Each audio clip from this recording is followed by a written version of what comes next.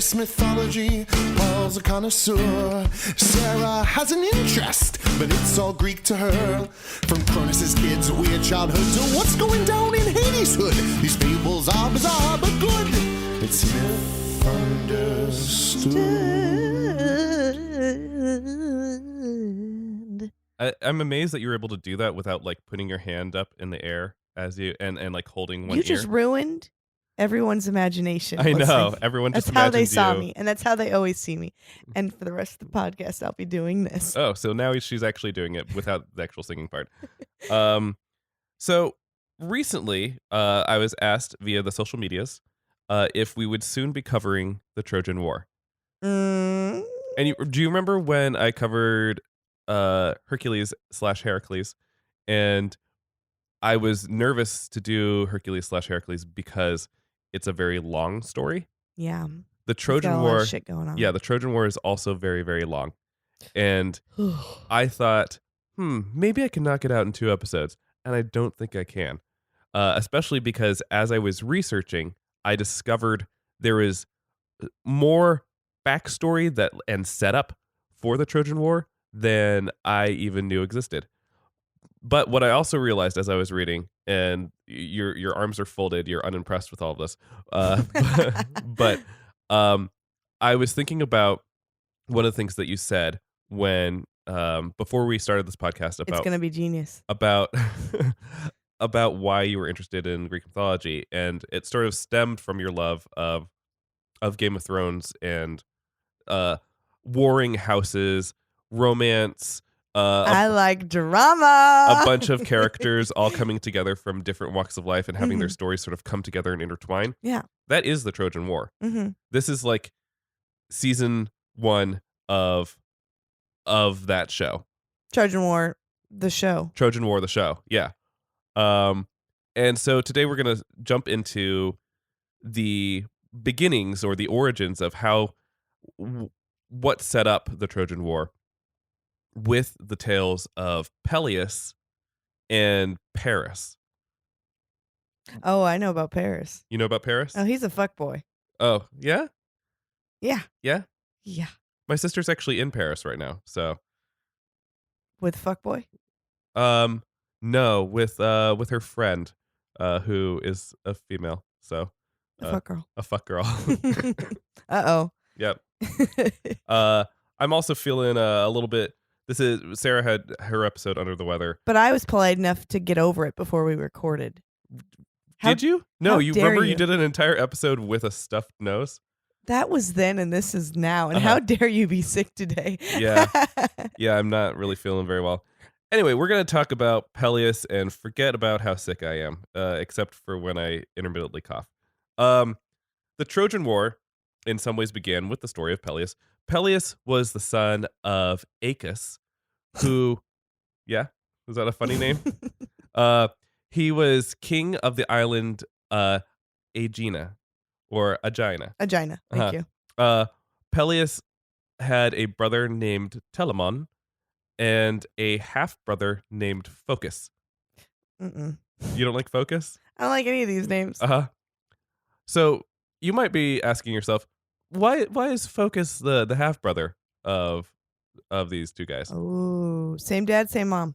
Same dad. Okay. And the reason that he's the half-brother is that one day Aeacus was walking on the beach and he saw the beautiful Nereid, goddess of sand beaches. Gotta fuck it. And her name was Psamathe. Put it together and that is Samathe. Which is great. I struggle with Samathe, but I that's why we're in some artsies. So he sees Samathe on the beach. Lo, a beautiful mermaid. Nereid. What are you? What I am is down to clown. What's going on? Well, actually, she was not down to clown. I don't want it. Don't bring it to me. Yeah. I'm down to clown with someone else who's not you. Well, I really want it because I'm a classic Greek guy who wants to dick something. Looks like I'm getting forcefully penetrated. Yeah, and she, in order to avoid being forcefully penetrated, she transforms herself into a seal. But you'd think that'd stop him. It doesn't. Oh. He rapes her as a seal, Wow. or she's the seal, and he is the human. I'm going to need to see some artwork of this. I bet there is. Yeah, there's got to be. On forums. And after they had the intercourse, she conceives a child. After he broke her seal. After he broke her seal, she conceives the child Focus, and Focus, the name actually means seal in ancient Greek. So he's half seal. He is not. He's half Nereid, but he's not that. Because that would also be some artwork I'd like to see. Yeah. I think I would love to see your artwork of this, if you could. Okay, well, can we post it? Yes, of course. So Aeacus favored Focus over Peleus and Telamon, his two sons that he had with his wife. God, these names. Endius. And with the genetics from his Nereid mother, Focus was strong and a superior athlete to his brothers Peleus and Telamon. And his athletic ability caused his half-brothers to grow jealous. So their jealousy drove them to murder him during sport practice. Whoa. And Telamon, the stronger half-brother, picked up guess what it is? Wait, a frisbee. Or commonly known in Greece as a discus. Threw it at Focus's head and not again. And decapitated not him. again. However, you may be thrilled to know that tradition varies regarding the nature of Focus's death, and other myths use the following means to describe Focus's death. So instead, imagine they weren't playing They weren't dicking around. They weren't dicking around. They were playing so you know that game Horseshoes? Mm-hmm. That actually originates in ancient Greece. But it was just called quoit back then. What? Quoit. Okay. And it was any game where you had things that you needed to throw objects near that and landed. And so he threw one of those pieces of metal and just like lobbed it at Focus's head. And it probably distracted him by being like, focus. And then he threw that at him. Or they went hunting together and he was like, oh, look, is that a deer over there? Nope, it's you. And then threw a spear at him to murder him. Okay. Or Peleus killed Focus in a contest of pentathlon. That's a tickle fight. Yes, pentathlons are tickle fights. To please his mother, Endius, who did not want, like, she didn't want having him around because he was Jon Snow. He was the illegitimate bastard child that she was like, please get rid of him, son. And he was like, okay, I will murder him during this pentathlon. So one of those ways happened, but Focus ended up dead. And they were all kids. They were adults. They they weren't youth. They might have been pre like 1920, sort of that age. Because Focus actually already had 2 kids at this point. So he could have been. I mean, he could have been 12. He could have been 9. Yeah. So to escape the punishment of murdering their brother, they hid Focus in a thicket. And then they fled from Aegina to Phthia. And when they were there in the kingdom of Phthia, Peleus, Telamon just fucked off. He became a king of somewhere else and died without any heirs. He just became a king. Nothing important. My life sucks. But Peleus went to the king of Phthia and was purified by the king there, Eurytion. Now what? Now he was purified by sub king's urethra. He was purified, basically absolved of his sins. He came to him and he said, "Oh, great king, Eurytion." But can you do that when it's not, the crime wasn't committed in your jurisdiction? Wouldn't it be like me going to Canada and being like, well, here, you be Peleus and I'll be Eurytion. Let's see how it plays out. Okay. Hi. I love your digs. I love this kingdom. Oh, thank you so much. I was thinking about maybe like buying a house and chilling here. Yeah. Frevs. Oh, do you want to become Thane of my hold? I yes. We played a lot of Skyrim. Ooh. Um, Yes. Well, yes. I'm Eurytion. Tell me though, what brings you to my kingdom? Are you fleeing for some reason? Oh, just like the weather, the food, the murder back home. Yeah. The murder back home. Yeah. Who did you kill? It's just like nobody. It was my brother. It was done. It was Wait, full brother or half brother? half brother, All right. half seas. All right, pound it out. Oh. Pound it out. Yeah. Oh. This pound signifies that you have been purified of your sins. Wow. Yeah. All right. Get And out there. Get out there, you little scamp. And that works everywhere? Oh, yeah. Yeah, yeah. Of course. So within this kingdom, in fact, Eurytion liked him so much that he allowed Peleus to marry his daughter Antigone. Not Antigone from the tale of Oedipus. This is a different Antigone because it's such a Oh, so we're reusing names. We're not just going to keep throwing vowels together? I mean, have you kept track of how many times we've run into someone named Glaucus? There's a bunch of names that get reused. So Peleus and Antigone get married. They have a daughter together, Polydora. And during the hunt for the Caledonian boar, I don't know if you remember, we covered that hunt a while back. Sure.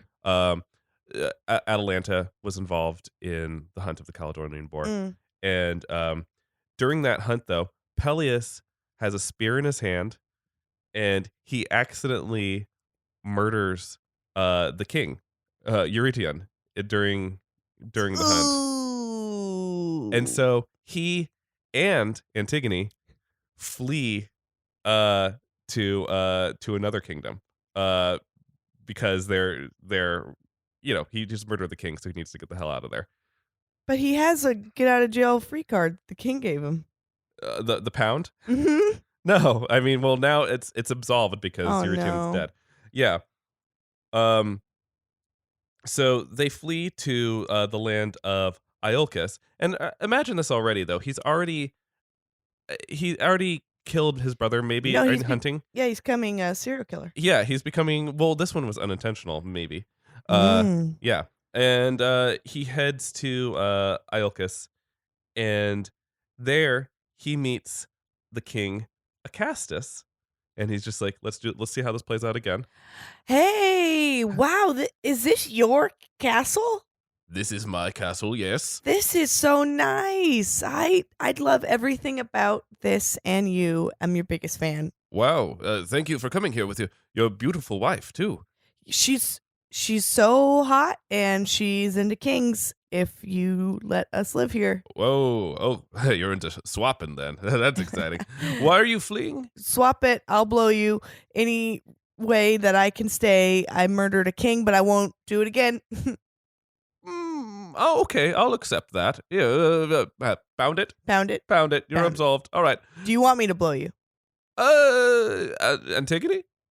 I'll do it. She'll do it. We'll do it together. Oh, I've always dreamed of that. Thank you. So while he's there in Iolcus, Peleus showed off his athleticism because he's a sporty guy himself. He's terrible at aiming, apparently. He's good at tickle fights. But they took place in a funerary games like the Olympics, following the death of the king Acastus's father.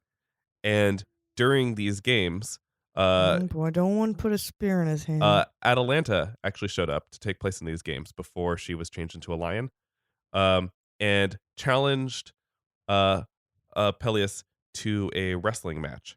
Oh, is he going to cheat and tickle? So they're in the middle of the wrestling match, and during the fight, he's overcome by her strength and her sporting ability, and he classically loses a wrestling match to Atalanta in this. So nice little footnote victory for Atalanta. I like that. Showing off her skill and her strength. So after this though, he's nursing his wounds from the wrestling match, and he's all oiled up. He's looking classically, Nursing his ego. yeah, nursing his ego. But he's looking hot. He's feeling rejected, and the king, Acastus, his wife, Astadamia, knocks on his door. Hey, what's up? I'm rubbing coconut oil all over my 6-pack. Hey, so I could hear the oil slicking off of your abs through the door. Can you let me in? I feel like that's a bad idea because I have a boner. Let me in. I want to see it. Okay. So the door opens. Astadamia walks in wearing her robes. She just like lets them go, like one pin at a time, and like tries to seduce him, dancing around nakedly, and he's not into it. He's like, she's doing the cha-cha slide. She's doing the cha-cha slide. Let's do one stomp, or however that song goes. Left stoop, one stomp. That's I how don't it goes. know how it goes. Didn't you say you had it in your head the other day? Yes. Let's hear it. I only have this part. To the left, one stomp, cha-cha, real slow. Do, do, do, do, do, do, do, do, do. Everybody clap your hands. Yeah. Yeah, so she did that. She did that, and that always works for me. He said, Queen Astadamia, you're a beautiful woman, but please leave my quarters. I'm married to Antigone. I love her. I'm not gonna cheat on her. So Astadamia instead, It's a good guy. For a serial killer. For a serial killer, yeah. He's sort of that lovable serial killer. He's Dexter. So Astadamia then leaves and sends a letter. He might be the only Greek guy to not cheat on his wife. Yeah. I mean, Astadamia might be very old. You know, that might be the only reason. Cha-cha those old titties right out of here. So Astadamia writes a letter to Antigone and says, hey, in this letter, dearest Antigone, your husband Peleus is a cheat. He did it in my butt. He did it in my butt. It was great, but that's not what this is about. He is an unfaithful wretch. I thought you should know. Kisses, Astadamia. Sends her that note, and Antigone, just mortified and ashamed, doesn't even talk to him about it. She just goes, finds a rope, finds a tree, and hangs herself. Mm-hmm. Equal response. Yeah. So then Astadamia goes to her husband, King Acastus, and tells him that Peleus... He did it in my butt. Yeah, exactly. She tells him that Peleus tried to rape her. Oh. And believing her accusation, hashtag believe all women, he takes Peleus on a hunting trip, hides Peleus' sword, and then abandons him just as a group of angry centaurs approach. And then says, peace. And I'll have you know, hashtag believe all women. This tale was written by a man, wasn't it? It probably was. Yep. Yeah, I'm sure it was. No, that wasn't a dig. I know. So Chiron, the wise centaur, returns Peleus' sword just in time, and Peleus manages to escape. He then returns to Iolcus, pillages the entire town with some men, I assume he gathered, and then squad goes to confront Astadamia. Yo, Astadamia! What's up? You told my wife that we had the sex. What? That doesn't sound like me. I saw the letter, and she hung herself. That was mean. What? That's so dramatic. Yeah, it's really dramatic for her to do that. Yeah. You know, equal response, right? What? So what do you think is going to be my equal response to you right now? You want to do me in the butt? Here, come closer and I'll show you. I'm backing up. Yeah, he actually ends up dismembering her. Oh. Yeah, and drags her body parts through the streets. That's nice. Yeah. Season 1 of Game of Thrones, am I right? Yeah, it's Yeah. like, did he like tie him to the back of his car, like just married? Yeah. Just murdered. Just murdered. Yeah. So, yeah, he's really become a serial Yeah, killer. that's at some this point. serial killer shit. Yeah. After this, he gathers his army together and he marches away from Iolcus, like leaving it just like in flames. Like he's just angry. And you might think like, poor Peleus, he'll probably never love again. Oh no. I feel like his boner is a compass and it's pointing to the next one. Well, the apple doesn't fall far from the tree. You remember his father raped the seal, Nereid. Mhm. He comes to a beach A walrus. and he finds It's not a fairy thing. he finds himself struck by the beauty of the sea nymph Thetis. And instead of just approaching her and risking having to have sex with a seal, which he didn't want to do, he goes over to Proteus, who's an early sea god, and he's like, yo, Proteus. What do you mean early sea god? Like in the early morning? I mean that some of like the timetable of the gods in Greek mythology sort of waxed and waned in terms of like who was important during different periods of Greek mythology. So Proteus existed sort of in the beginnings of Greek mythology, but wasn't worshipped as much towards like the later years. Okay. Yeah. So he comes upon Proteus and he's like, yo, dude, Proteus. Hey. Oh, you're really cool. Yeah. I like your yeah. leather jacket. Oh yeah, I'm beaching out. Yeah, you're beaching out in a leather jacket. Leather That's cool. jacket, glasses, motorcycle. Whoa, yeah. I didn't want to be god of the sea, if I can full discretion, you know. So I really, you see that hot looking bird over there, that ripe tomato over there, Thetis. Yeah, she's one cool cat. Yeah. I'm the Fonz of the sea. Can you give me any advice about like seducing her? You're gonna want to take a fine comb tooth comb. A fine tooth comb. Fine tooth comb. Uh-huh. Yeah. And you're gonna want to slick your hair back, and then you're gonna want to rape her. Okay. Cool. What if she changes into a seal? Do it anyway. Okay, great. Thanks. So, the advice that the Fonz Proteus actually gives to him is to Gonna be approach her when she's exactly that. asleep, which is such a great advice, and to bind her tightly to keep her from escaping and changing forms, and that way you'll win her love. Oh, So he sneaks up on Thetis while she's sleeping on the shore, and just comes up from behind her with like, let's say, some leather straps, and he just like binds her and like hugs her from behind, and she's awakened suddenly, thrashing. Ah! No! And I'm here to be your husband. Okay. And she says that after shape-shifting several times. Of course, this is an Ovid telling, and at this point we know Ovid loves metamorphosis. So she becomes flame, water, a raging lioness, and a serpent. But he doesn't relent on his grip for any of these things, which is very surprising considering she turned into flame. Yeah. And also water. How do you hold water? I don't know. He did it. Subdued, she says, all right, let's get married. And that a tale as old as time, true love story. I'm sure that's all that happened for me. One can only hope, right?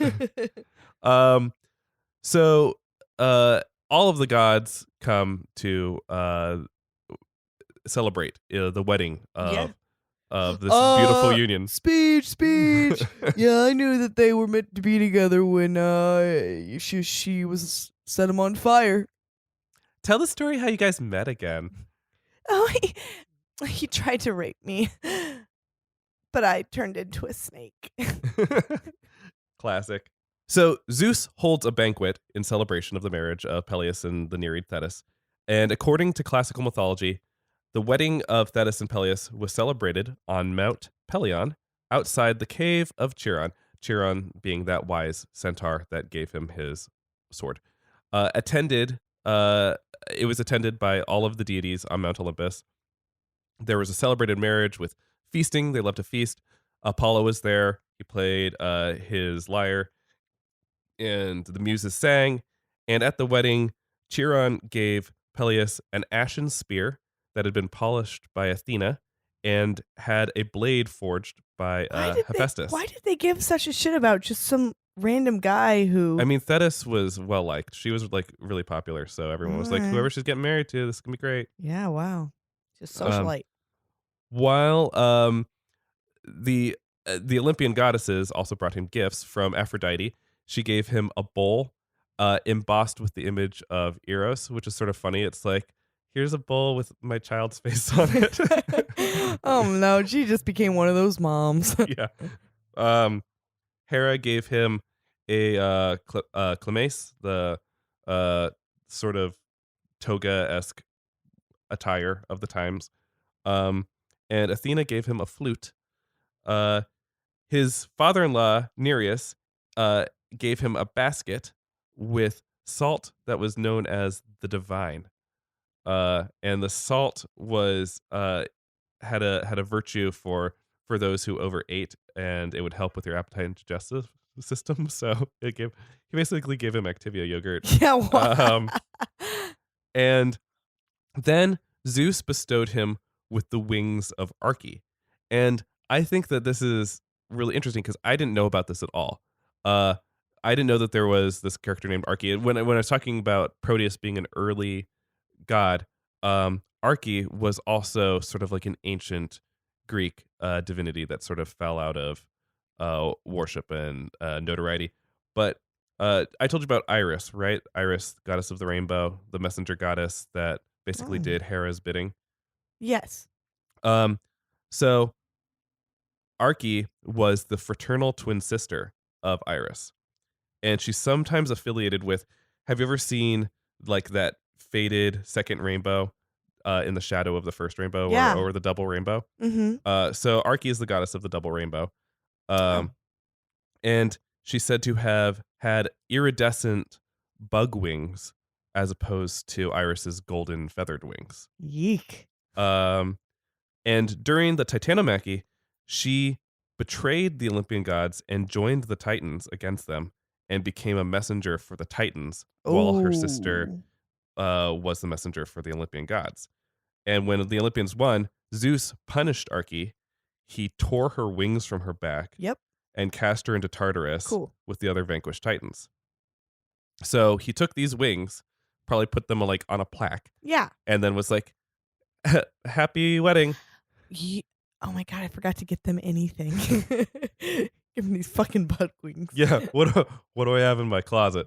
This will be good. What am I giving him something special because he held a girl down and forced her to fall in love with her? I do that every day. I'm Zeus. You have some bug wings. So finally, the god of the sea, Poseidon, gave Peleus the immortal horses, Balius and Xanthus, because horses need to have names. And this, I forgot he's like the horse guy out of the ocean. Yeah.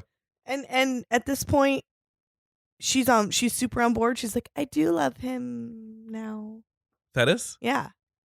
Yeah, I think so. I mean, sure. It's like, it's not really talked about. It's more like, oh yeah, then they get married, and like, this is actually sort of the last we'll hear of Peleus. Thetis will play a role because they're actually going to give birth to Achilles together. Oh. But the story, this is all like backstory for the Trojan War, and you're probably wondering at this point how. So Sleeping Beauty, how Maleficent isn't invited to the birth of Princess Aurora. Snubbed. Yeah, that's exactly what happens here with Eris, goddess of discord, the consort of Ares, the woman who throws golden apples to make brothers and friends fight to the death on the battlefield. She loves chaos, and they did not want to invite her to this wedding because she has just a generally disliked personality. Oh no. So That's upon me. arriving, she just sort of shows up. Ha! Look who didn't get invited. It's me, Eris, and I'm just dressed for a wedding, though. I just happened to be walking by. No big deal. It was super last minute. I just held her down like 10 minutes ago, and these motherfuckers showed up. Yeah? Yeah. Well, then what are these fancy hand-scrolled table settings about?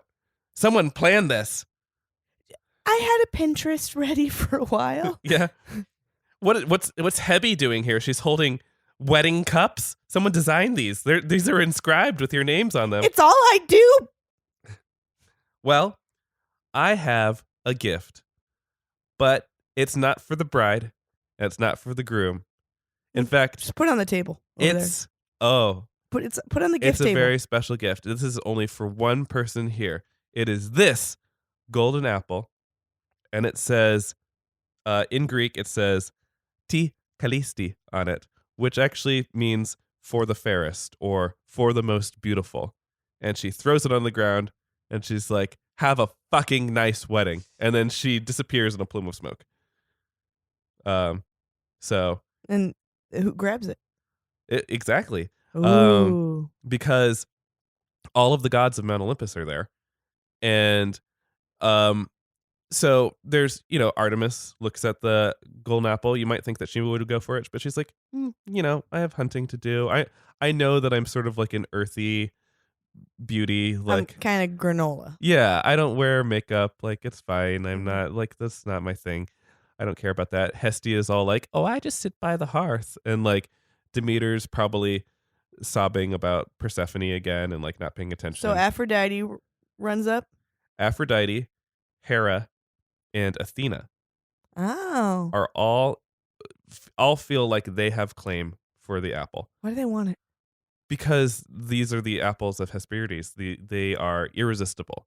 And even gods are not immune to their charms. That they're like, oh, I must have this. And they're also so prideful.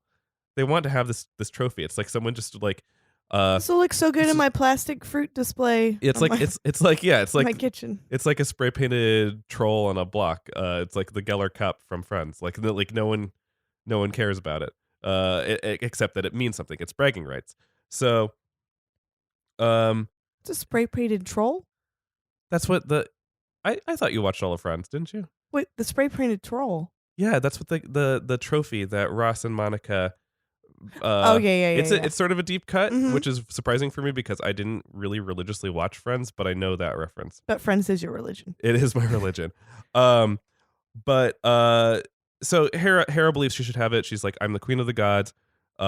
People know me for my great beauty, except for Zeus for some reason.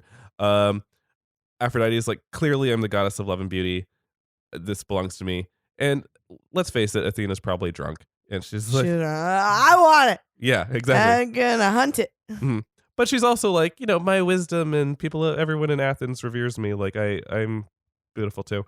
And so they all come up to Zeus being very like housewives of Olympus at him, like yelling and like fighting with each other. And he's just like, whoa, I don't want to deal with this. I don't want to deal with three yelling goddesses right now. You know what? I can't be the judge of which one of you is going to get this apple. It's not fair. I'm married to one of you. Which one? I forgot right now. But you know who's going to be really good at figuring out which one of you deserves this golden apple? Paris of Troy. In fact, go over there. He's going to be the judge. We'll figure this out. He's a fair and balanced judge. So you might be asking, you're like wincing at me, like how does he know that Paris is a fair? Why did you do that, Zeus? Because he didn't want to do it. He didn't want to anger any of the goddesses. He doesn't care about angering Hera, so just forget I mean, her. it was really like between Aphrodite and Athena for him. Yeah. Probably it's like, ooh, my favorite daughter or the hottest The goddess. hoe. Yeah. So you're probably asking why Paris is the best judge for this occasion. So to learn about that, we learn a little bit about Paris. Paris was the child of Priam and Hecuba, the rulers of Troy. Just before his birth, his mother dreamed that she gave birth to a flaming torch. And this dream was interpreted by the seer Asychus as a foretelling of the downfall of Troy. And he said, when you have this child, they're going to be the ruin of your homeland. So, what do you think she did? Pop 2 out. She well, it's the thing that has happened to so many children in Greek mythology. Oh, she just threw it over a cliff or something? No, come on. Well, they do that too. she asked after they gave birth to the child, Uh-huh. asked one of their servants, "Hey, can you take this up to the top of a hill and abandon it?" Okay, well, that's what I meant. Yeah. By throwing them off a cliff. Well, same thing. Yeah. So this man, the herdsman Agelaus, takes Paris to the top of Mount Ida, and hoping that he would and hopes that he would perish there. But instead, he gets suckled by a she-bear, Huh.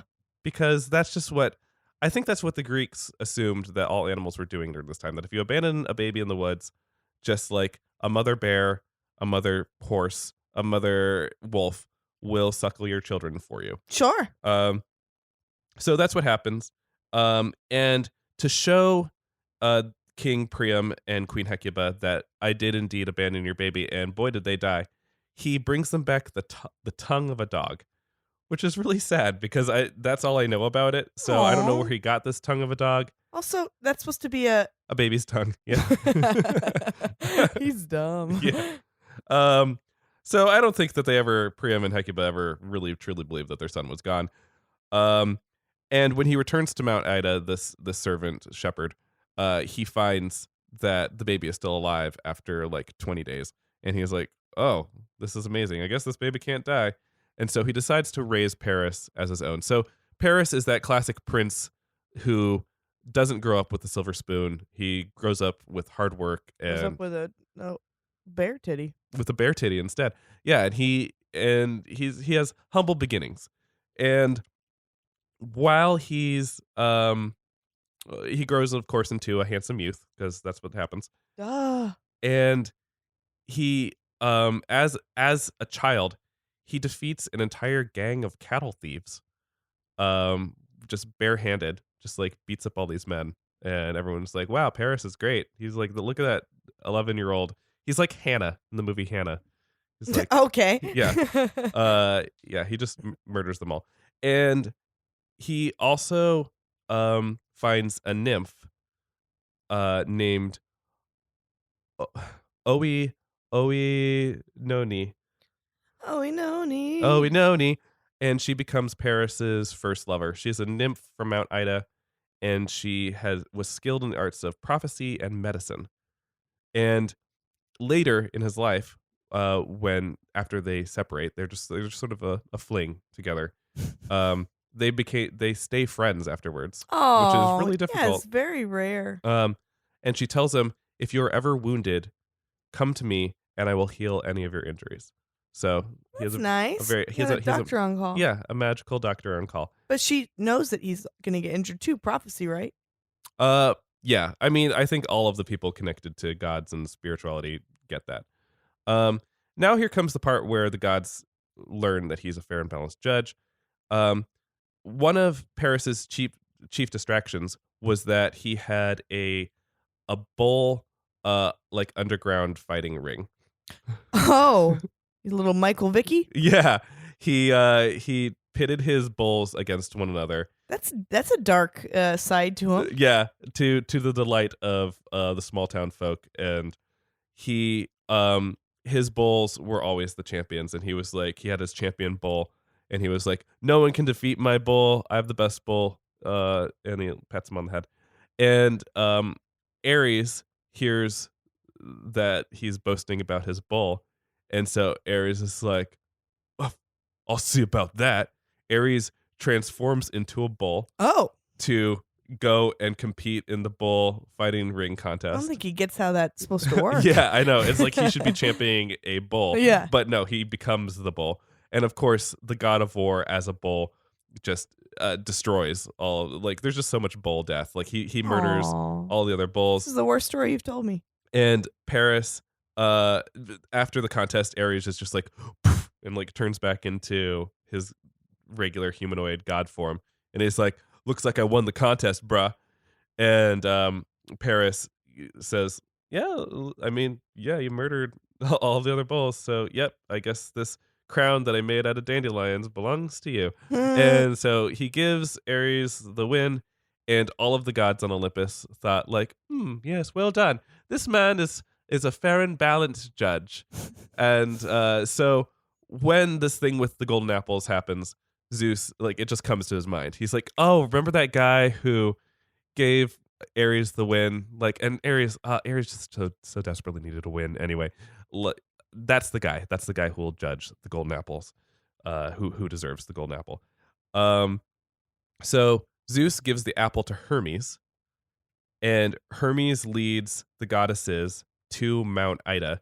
And Paris is just minding his flock of sheep at this point and just sees the three goddesses descend, go over to a lake. They bathe themselves. They try to make themselves look as nice as possible. They come up to him, and they're all three of them are wearing beautiful flowing robes. And they're like, hello, Paris. We're all here to see. We need you to judge which one of us is the most beautiful. I dropped something. Ooh, reach over and pick it up. Yeah, they're being very much like that. Yeah. And Paris says, well, I'm not the best judge. I'm still a beautiful youth. I'm not the best judge of womanly beauty, but perhaps what would help me is if all three of you were naked.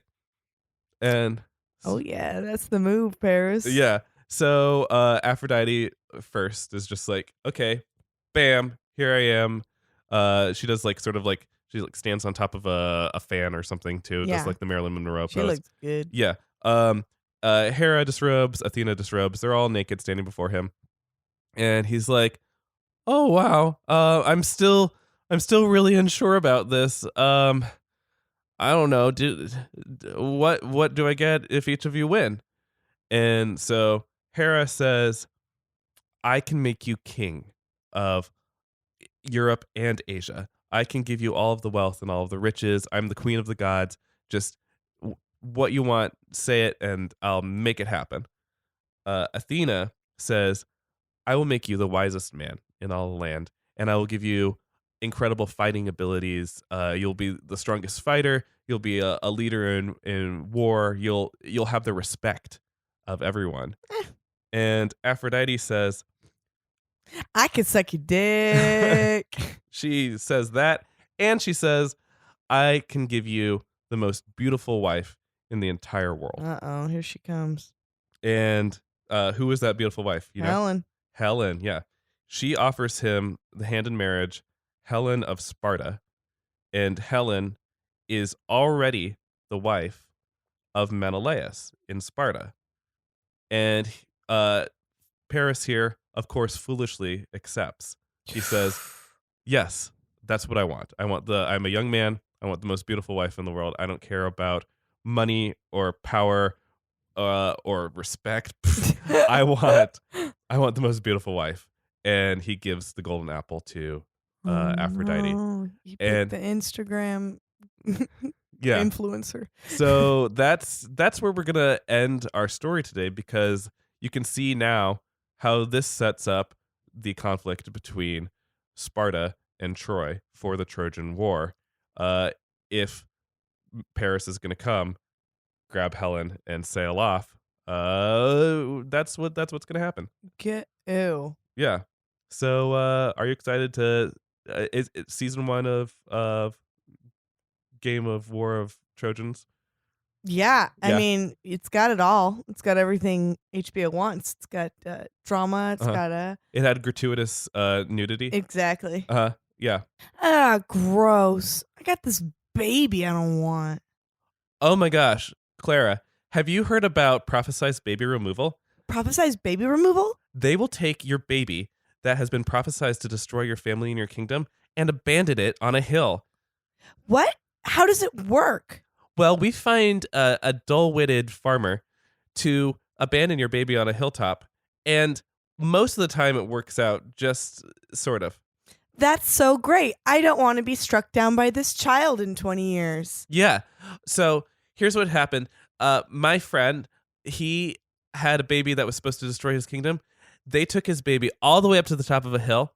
The baby then survived, was suckled by a giraffe for 4 days, and then came back down and slit his throat. But it gave him peace of mind for 4 whole days. Well, I could do so much in 4 days. Take this baby away. Yes.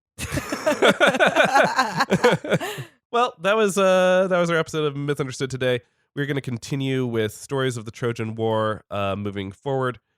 Of course, I'm always rallied by the war cries that you guys have on social media, especially this time. I'm happy to bring us the beginnings of the Trojan War because that was something that I was asked about on social media. So please talk to us on Twitter and Instagram at _mythunderstood. Rate and review us on iTunes or wherever you listen, and share with a friend or an enemy. Yeah. Do all of those things, and you might get a wife. Exactly.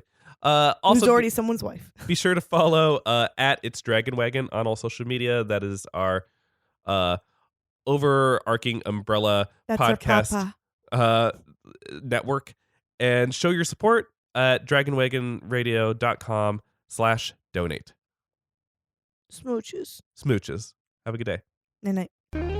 Hey, Sarah, do you want to take a break from Greek mythology and instead listen to 2 filmmakers tell us about their podcast? Sure. Hey, guys. Hi, my name's Mark, and this is Chad with me. Hey, I'm Chad, like Mark said. Hey, what's your podcast? It's called The Hell With This. It's about that movie that you love that your best friend has never seen, despite you telling him to watch it about 1,000,000 times. Chad and I have a lot of those between us. Yeah, so we're saying the hell with this. It's time to finally sit on the couch and watch those movies. Where can we find this podcast? You can go to thehellwiththis.com, Oh. or you can go to iTunes or Stitcher. Or wherever podcasts are found.